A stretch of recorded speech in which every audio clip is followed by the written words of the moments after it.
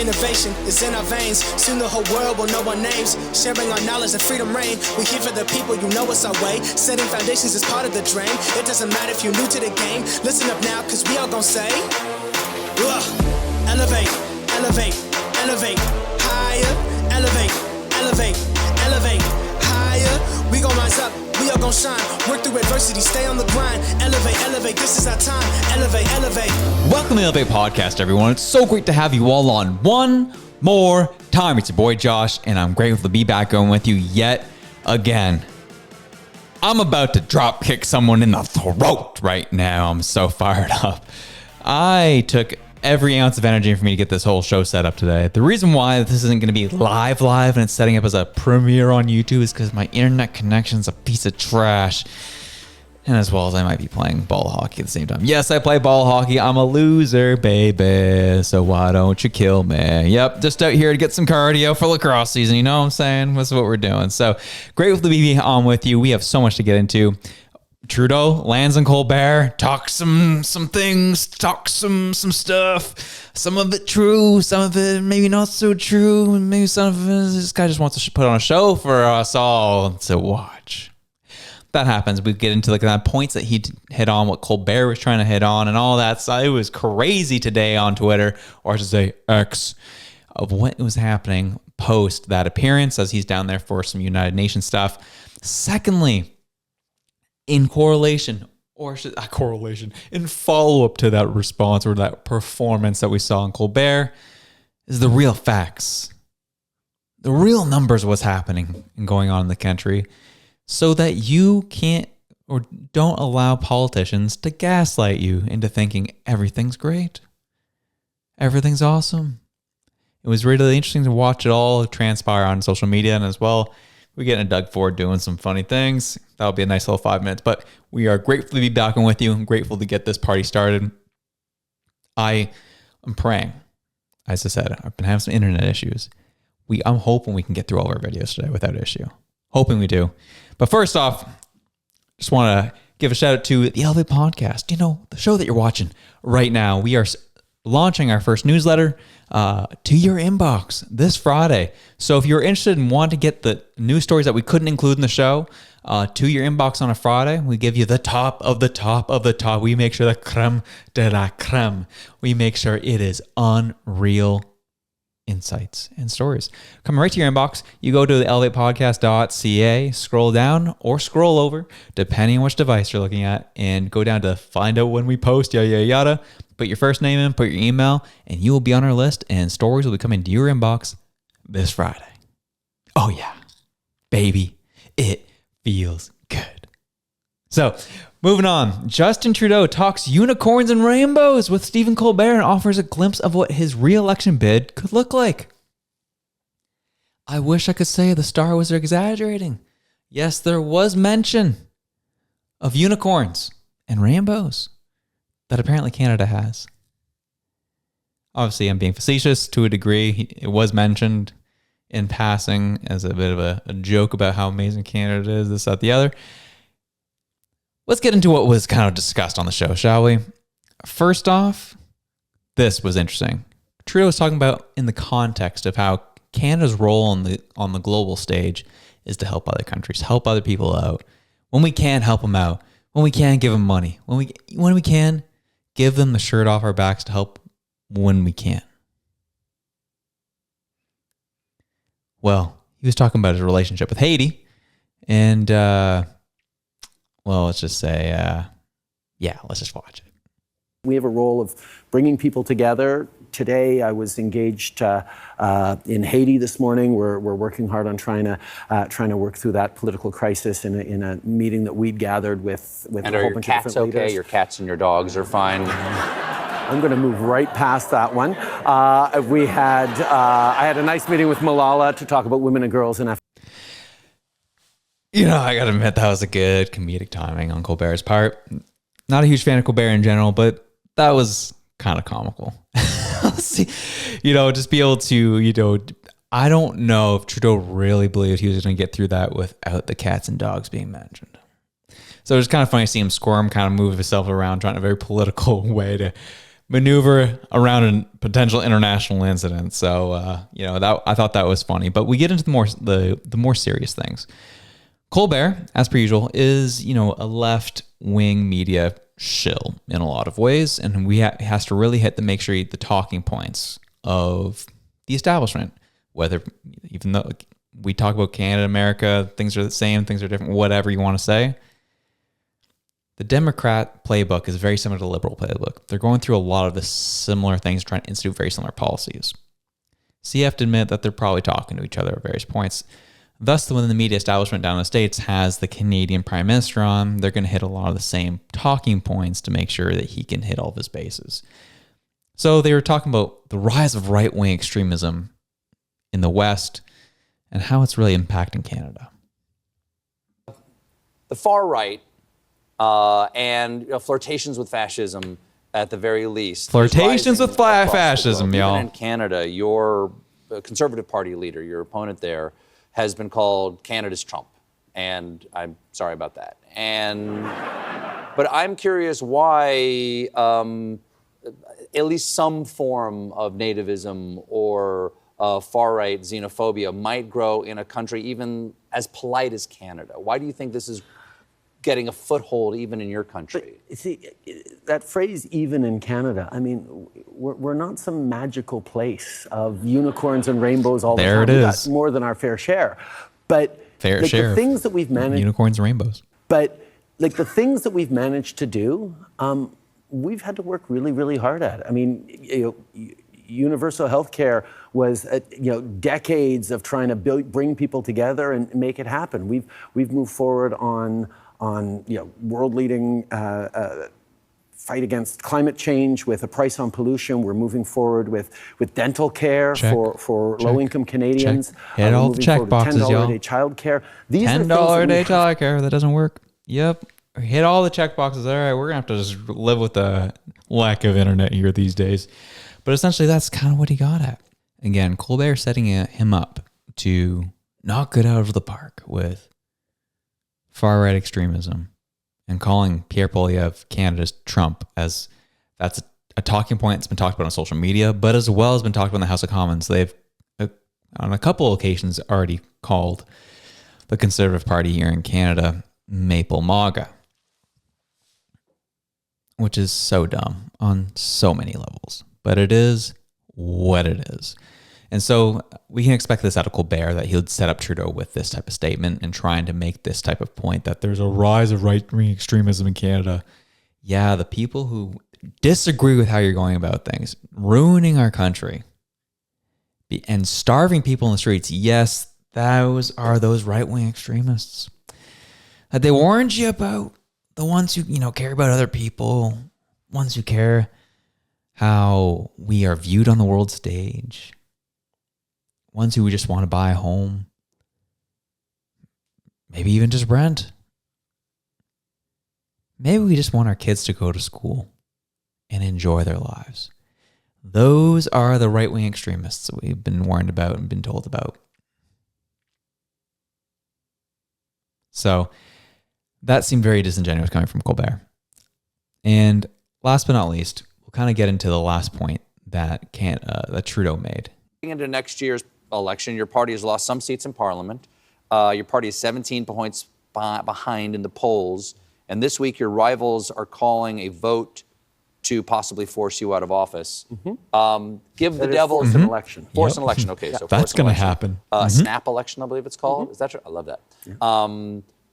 Give the devil his due. What's their rationale? What would you imagine a reasonable argument for their complaints is? Can he be humble here? Well, that it's a really tough time in Canada right now. People are hurting. People are having trouble paying for groceries. Oh my gosh. Well, it is what it is. So the point here at the end of the day is he gets to the idea that people are struggling. People are having a hard time. People are annoyed. People are frustrated.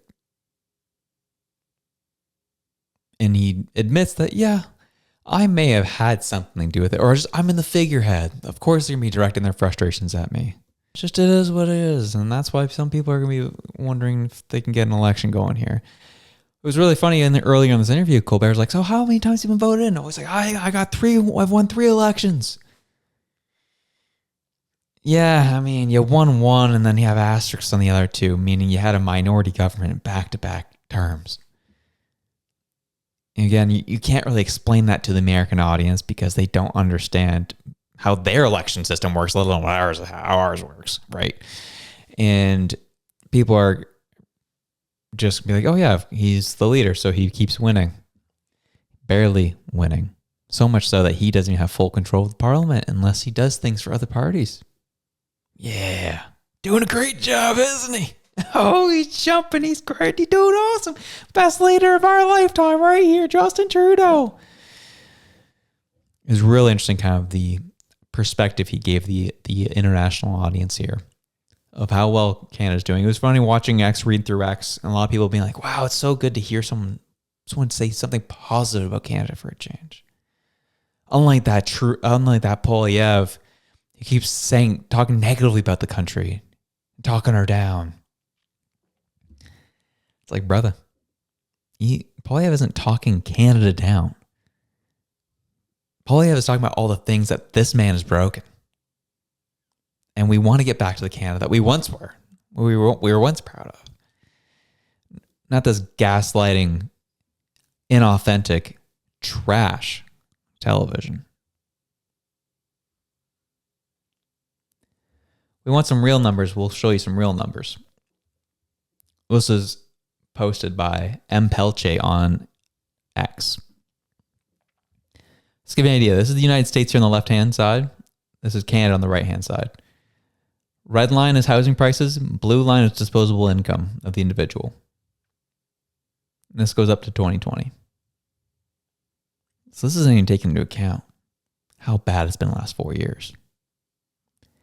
Over here in the United States, disposable income was nice and high above housing prices. Canada, housing prices are up here.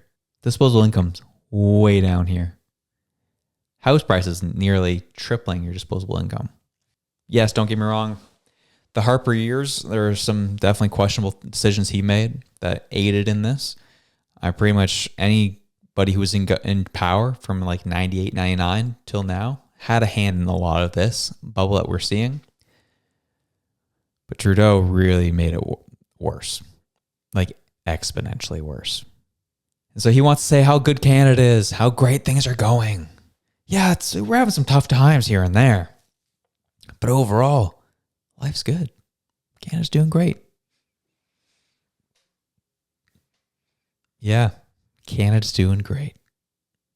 Canada is doing great. Canada's doing so great that we got some numbers to go over. New survey reports released for September. Mental Health Research Canada, poll 19, y'all. See if I can get you this more into view for y'all. So the survey covers the key indicators of mental health, including anxiety, depression, and the impact of screen time on Canadians' well-being.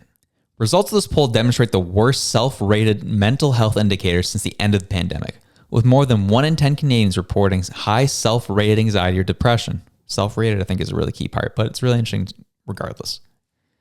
Alberta and Ontario showing significant increases. What other issues are Alberta and Ontario both facing? They're both facing housing crises in a significant way. It's not directly linked in the report, and there's no correlations drawn elsewhere, but it is an interesting coincidence, as we would point out. Questions about screen time reveal a significant correlation between a high amount of personal screen time and negative mental health indicators. High amounts of screen time is directly linked to mental health indicators. It's a question to ask yourself here on this show. Yes, it's easy to point the finger at the person in power. But what are you doing to take control of your own destiny? What are you doing to take control of your own mental health? There's some people that, are in my life, friends, family, who might just be watching a little too much of the Elevate podcast or programs similar to it, where you just need to lay off the political content for a bit Go touch some grass. Go have some fun. Go play a sport. Go do a hobby. Go be with people. Get off the internet for a bit. I think that's really key. I think the fact that we're seeing this correlation between mental health and screen time is not a coincidence. I think the more we doom scroll, the more we get mad at the man, mad at Justin Trudeau, mad at Donald Trump, Joe Biden, Kamala, whatever you call her name. It don't matter. It doesn't matter what they do. It matters to a point, to a degree, but take some ownership of your own mental health. That's my challenge to the listeners today, but I think that's a really interesting point here. So we also go to a Stats Canada. Key findings of these reports I think are really interesting here. Life satisfaction among Canadians is on the decline. Less than half, 48.6% of Canadians aged 15 years and older were feeling highly satisfied with their lives in 2024, down from 54% 3 years earlier. Hopefulness about the future dropped from 65% to 59.7%, more than a 5% drop. That's significant, y'all. Younger adults aged 25 to 34 had notable declines in their life satisfaction in 2024. Fewer than 4 in 10, 36.9% of these adults were highly satisfied with their lives. Less than 4 in 10. Majority of people are not satisfied with their life right now here in Canada. Gee.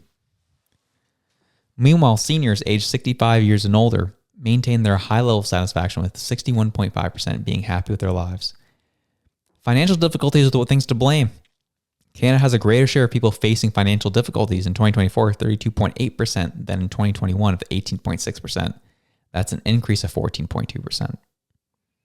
Life satisfaction among Canadians who face financial difficulties saw levels drop at a rate of 2.1 percentage points per year from 2021 to 2024. So some areas are small, some areas are large gaps in data.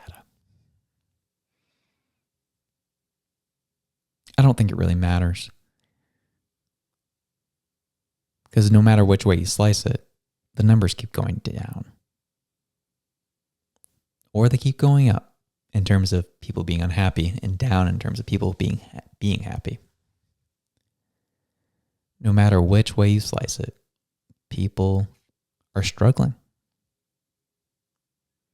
People desperately need things to get better here.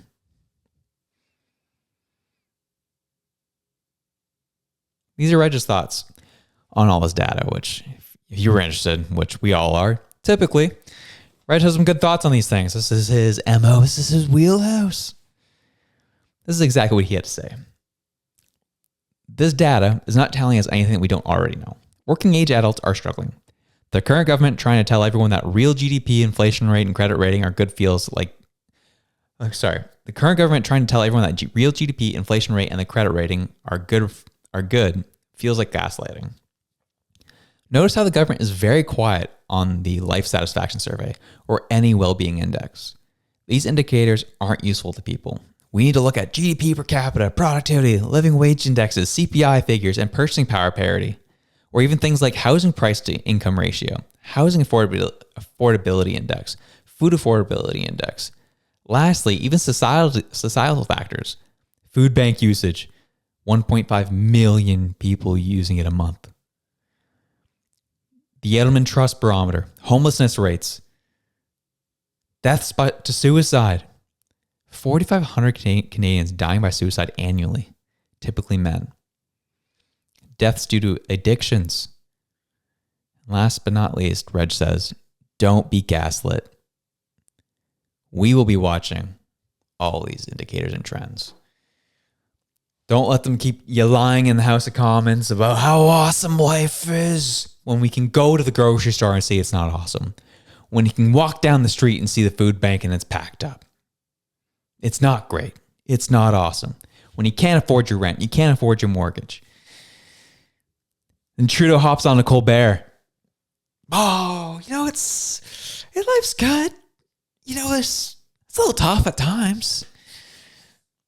I guess I have some bearing over that. I don't know.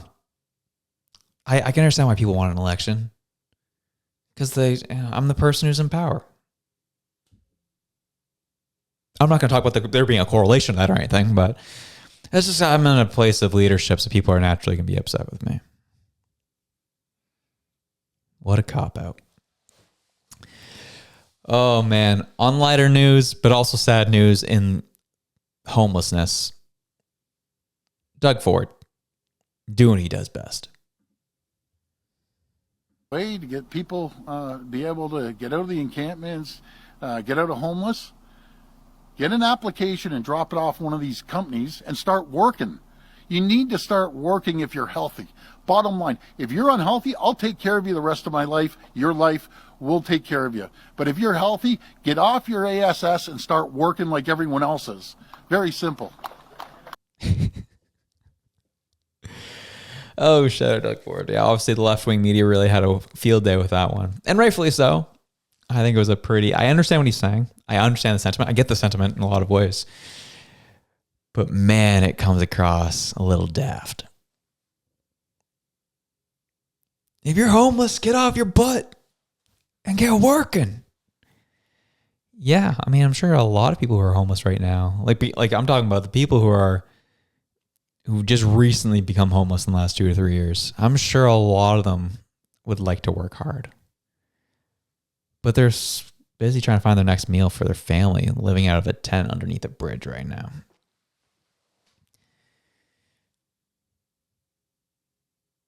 And it is interesting. I can't speak for other industries. I've only been, right now, obviously I'm in the tech industry myself. It's tough to get a job in the tech industry right now. Why do you think I work for myself? I just hate working for people is really what it is. But let's say it's bad. It's because of the economy in a lot of ways. But there's people I know who are very talented designers, very talented developers who are struggling right now to get a job. Struggling. Applications up the wazoo. 60, 70, 80, 90, 100. And I know tech has been particularly hit hard.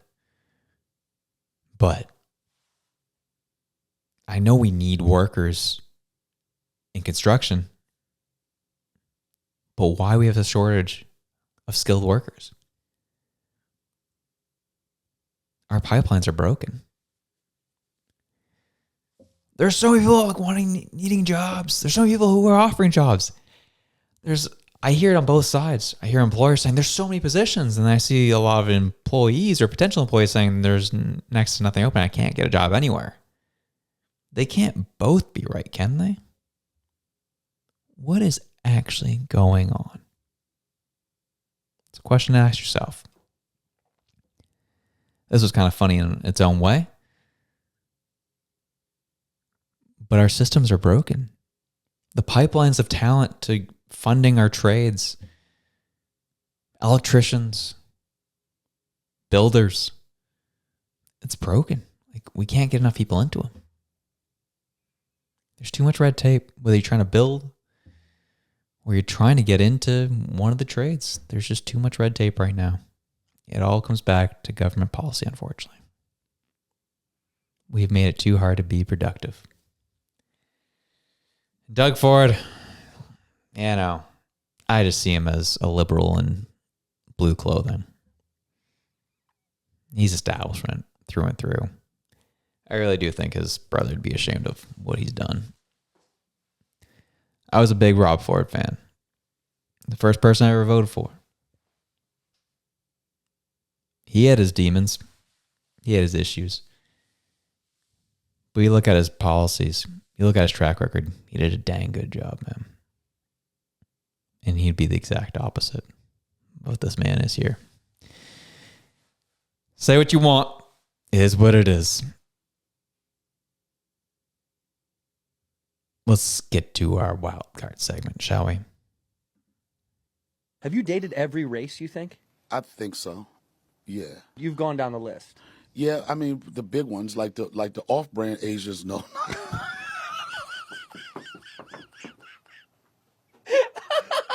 Wait, I didn't mean that. I didn't mean that. No disrespect to the Cambodians. No. Gee. Oh, man. Nothing like Santino doing a podcast with the brother talking about off-brand Asians. Gee. Hope you got a chuckle out of that one because it made me laugh. And I didn't mean that disrespect to Cambodians. Not only did you screw up the whole off-brand Asians things, then you went after the Cambodians on top of that.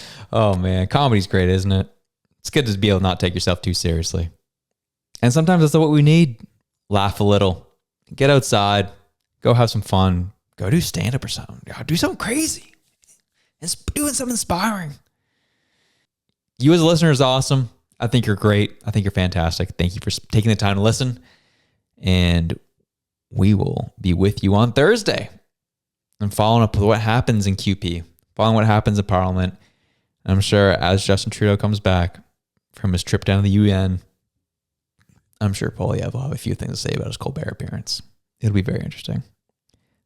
So whatever it is you're doing, whether you be out for a walk, be hanging out with friends, or taking time out on the boat, whatever it is you're doing, wherever you are, I love you. I'm out. Peace.